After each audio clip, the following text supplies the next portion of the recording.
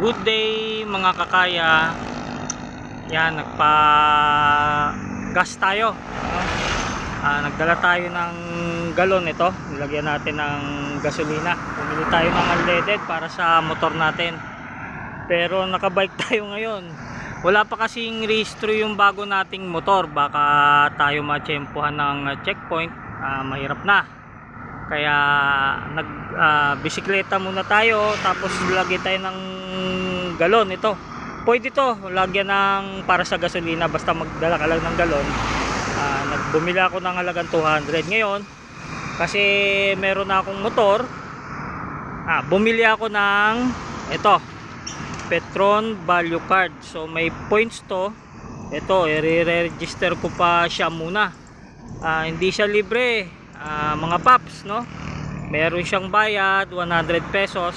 Yan, mamaya susubukan natin, i-register pala natin through text. May instruction naman dito. Yan, mamaya i-register na natin siya kasi sayang din yung points dahil may motor na tayo, lagi tayo papagasolina dito sa Petron. Kaya yan, bumili na tayo ng card.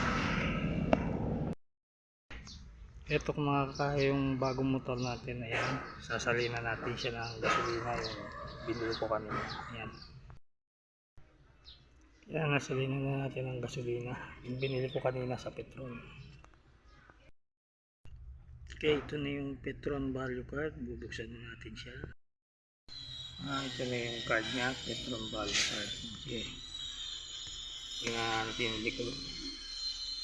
Ayan, so susundin lang natin yung instruction dito para maka-avail na tayo ng points niya. So yan, subukan na natin yan. So ito yung instruction. Your gateway to our world of rewards is here. Register your PBC through SMS using syntax.